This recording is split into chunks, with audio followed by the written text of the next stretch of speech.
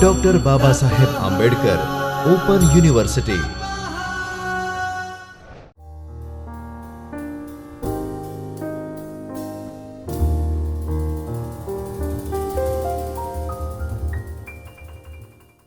Namaskar friends, welcome to Dr. Babasaheb Ambedkar Open University's Video Aids lecture sessions. I am Dr. Gadani and today we will talk about FIBA Paper 1 Introduction to Literature and the Unit 3 Literature and Society. So the components of our presentations are objectives, what is literature, what is society, the relationship between literature and society. Then it will be followed by questions, and then there will be a resources and web references.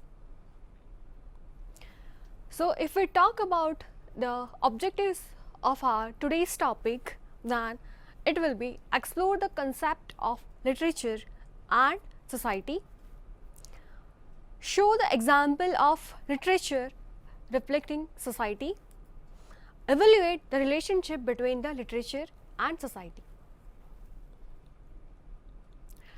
So most commonly what we call a literature, something which is written, either it can be a piece of paper, either it can be a book, either it can be a newspaper, either it can be a magazine, anything which is something in a written format, and it refers the writing that tells stories and expressions and propagate ideas. Well, in ancient time that there were literary forms which were recited and sung and transmitted from one generation to another generation in an oral form. Still presently in India there are communities which still have the oral tradition in their culture to transmit one message from one generation to another generation, so that they can preserve the culture, and specifically it is visible in the community like tribes and nomad people. So normally we can say that it is expressions of human emotions. It represents the culture and tradition of particular community, particular culture, particular region. For example, India is divided in many states, and each state possesses their own culture, their own traditions. If we talk about the Gujarat, then we have a Garba. If we talk about Maharashtra, then they have a Lavani. So each state possesses their own culture and their traditions. If in terms of food, in terms of clothes, in terms of religion, in terms of everything. So this is what, and that is reflected in the literature. So it mirrors society.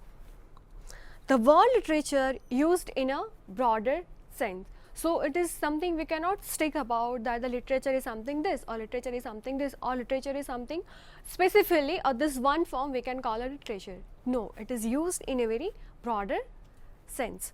So moving ahead, here we have bifurcations, and here we have differentiation between literary work and non-literary work. So you can get the idea about this, that it is all about the novella, short stories, drama, poetry, which considers a literary form of literature, while the non-literary works, which includes newspaper, magazine, brochure, pamphlets, etc. So by this name you might get the idea about what is literary work and what is not literary work. Like moving ahead, if we talk about the purpose of this is to deriving aesthetic pleasure, so that by reading the literature you can get some different feeling. Well, here in the non-literary work, the purpose is to provide information. So apart from this, if we talk about the language of literature, which carries both emotions and feelings, and especially the artistic and creative language, it is used in literary form, which establishes the form, image, concepts, meaning, the mood of the author that he or she wants to convey to the readers. While here the language of the writing is directional and ordinary, and which is purely denotative, which carries thought. So if you read some magazines, newspaper, brochures, pamphlet, you get some information. For example, at the time of admissions, every colleges and universities have their brochures, have their pamphlets, so that they can attract the mass, they can attract the audience for their admission. Apart from this, if we talk about, then for the creation of literature, the writers borrows their presentation of the story, theme, plot, characters and dialogues from the place, the time that they live in. So basically, the surrounding atmosphere has impact on the writer's mind, and here you will have only factual and fact information. So by this bifurcations, we can easily bifurcate that this we can call a literary work and this we can call as a non-literary work. So here you have some examples in front of you. You can see that there's a bunch of books. It can be novels, it can be short story, legends, poems, song, etc. Here you can also see the thriller pics of children books, and here in the non-literary examples you can see that the newspaper, the magazine and scientific text, legal text and other literature. So here, to make it more confined, I have put it these two examples of literary work. For example, the literary text, here I have kept one stanza of the poem The Road Not Taken by Robert Frost. The two roads diverge in a yellow wood, and sorry I could not travel the both, and be one traveller. Long I stood and looked down as far as I could to where it bent in the undergrowth. So here you can see that the language which is used is very artistic in this stanza, in this poem, while here that you have the example of non-literary text. Here I have kept the news which is displayed in the mirror, Ahmedabad Mirror, that it shows that physical activities may cut the risk of death, and the article contains the information related to health, benefit of activities, benefit of exercise, benefit to maintain routine for the healthiest tasks and for the fitness freak people. So by this now it is clear that what we can call a literary work and what we can call a non-literary work. So here we have some definitions of literature, that is that Encyclopedia of Britannica classifies literature as the best expressions of the best thought reduced to writing. So here we can see that whenever you read literature, you always think about this is something best thought, or this is something imaginative, that is something writers' imaginations. And another definitions, while Goethe glorified literature by saying that the decline of literature indicates a decline of nation. So here you can understand that literature plays most important role in our day-to-day life. It is clearly visible that if there is no literature, then it can the nations there will be a declinations of a nation.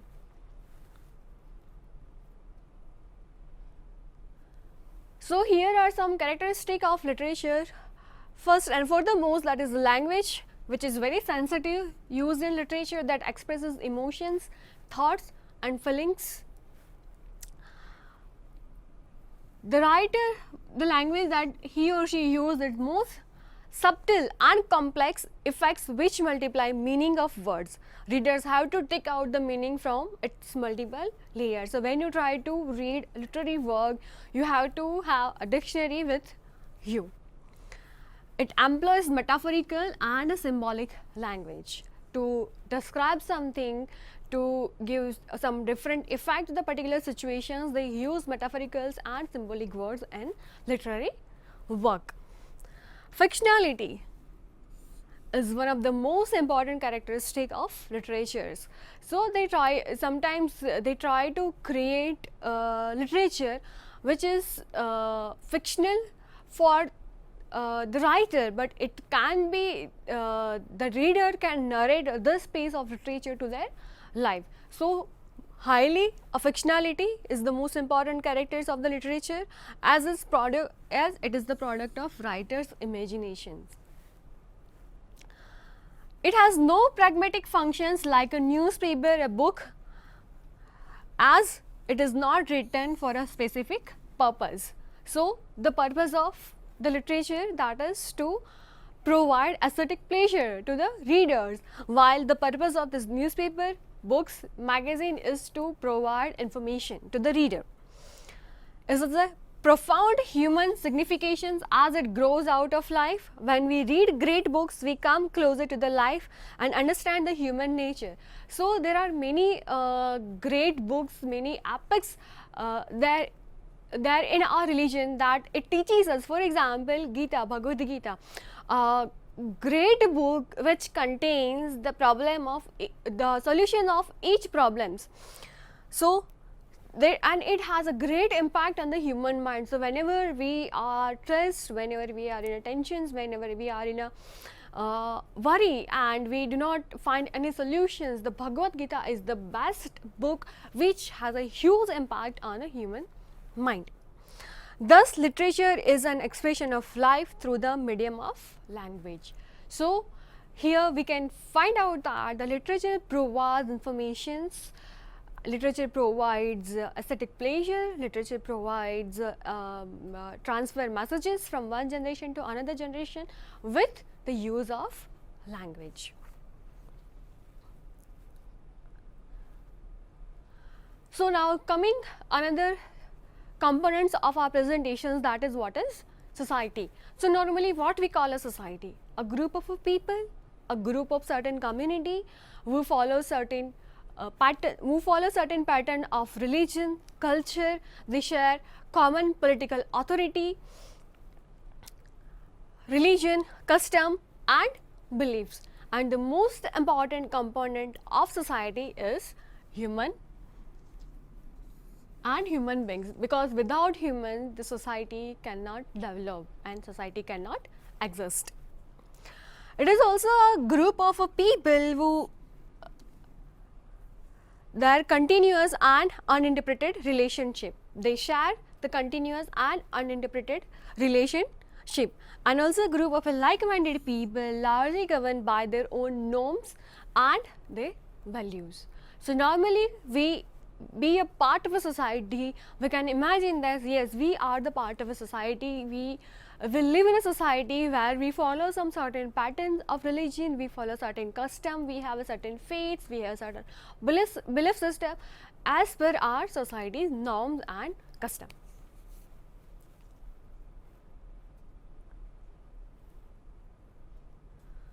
So if we try to look at the history of our society, then we come to know that from Paleolithic period to the present, as it has gone through the various changes. So that you can imagine that in ancient times we have some different pattern of society where man is the head of the family, he only needs to go out for the food, and the woman is the caretaker of the house and the kids. Here now with the time and new technologies, that we have seen that the societies have not remained stubborn and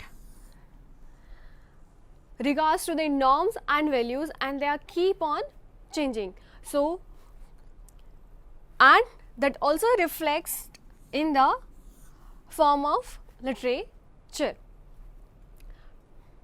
So here we can say that with the time and the technologies, that the society is keep on changing, and due to this we have noticed that in the ancient time or in our before 30-40 years back, there were no such usages of cell phone, and our parents were in a habit of a landline phone, but you can see that after 20-30 years in a present time, you can see that the telephone has become the handy, and the usages of internet, it is vast and increasing day by day. So everything is very handy, everything is so available, and you do not need to struggle to find any information because it's on your fingertip.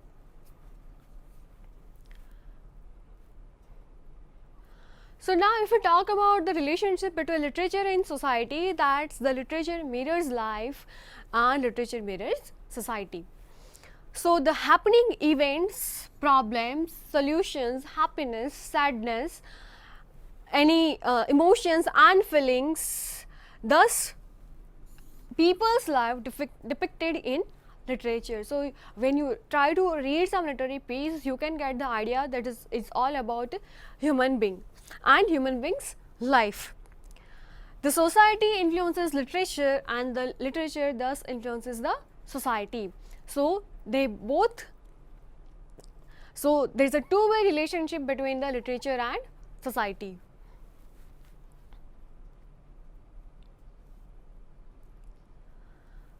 The influence of literature on society is felt in a certain manners which holds the proverb that pen is mightier than the sword, and which is very true. For example, the narrative of the life of Frederick Douglass, an American slave cut.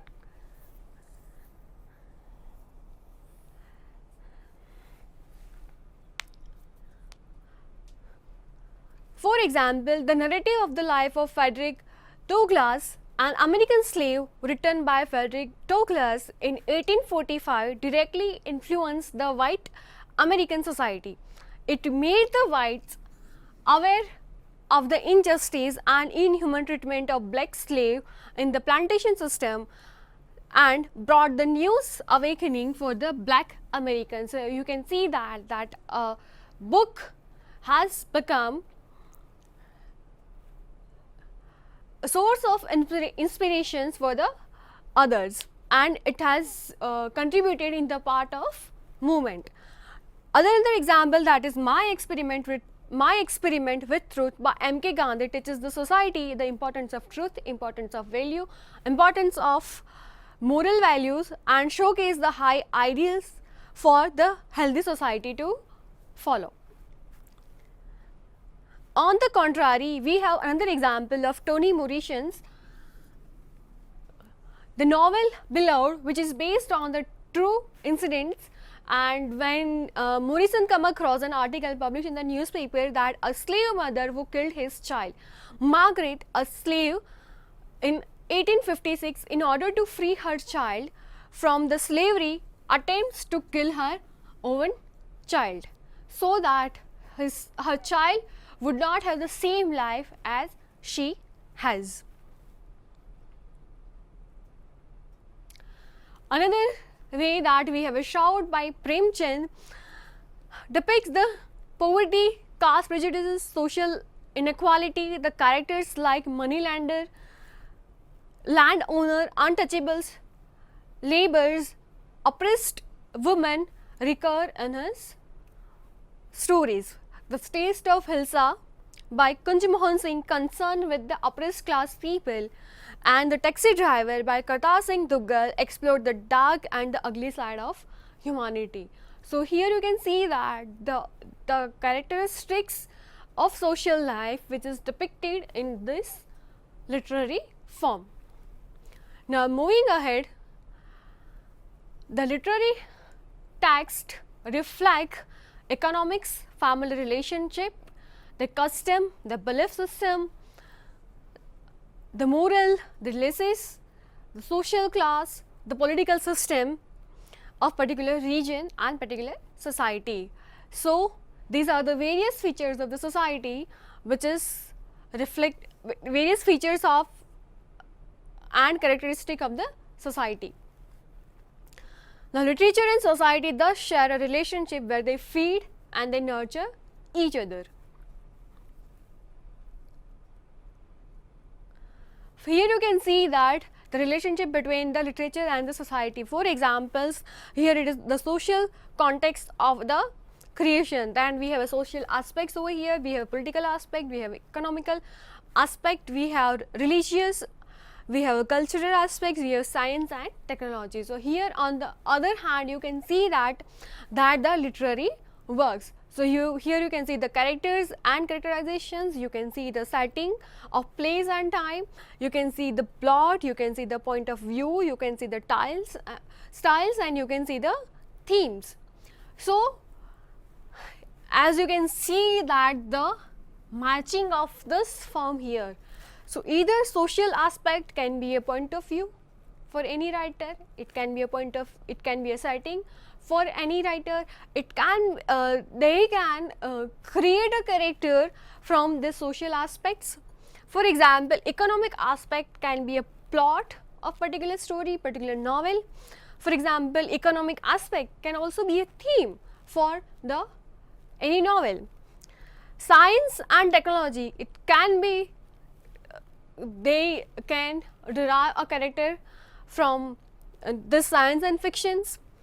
Then the cultural aspect, it can be a point of view to present a particular culture of a particular nations to the particular mass.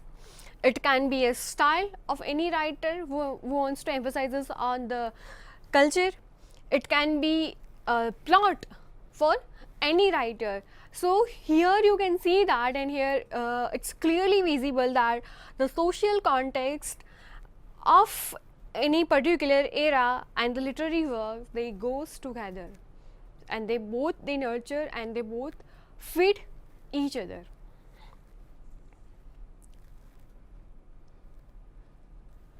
Now we have a question for this. First, define the purpose of literature. It is clear, it's very clear. Which relationship exists between the literature and society, that we almost talked in the beginning. When you interpret a literary text, what is the utmost required as a reader? So that we also talked it about. In which text literature reflects society, that we also discussed. Here is your reference books and web resources. So to conclude this, we can say that the literature and the society, they goes together, and without one the other cannot be taken into considerations, and each plays very vital role in the development of the other. As we have previously seen in the slides, that the literature and the components of literature, for example the plot, themes, character, which is based on the social aspects and the social theme, and the writers also try to present the literary themes, the social aspects in their literary works. So I hope you have understand the concept of and the relationship between the literature and society, and will be see you soon in the next sessions. Thank you.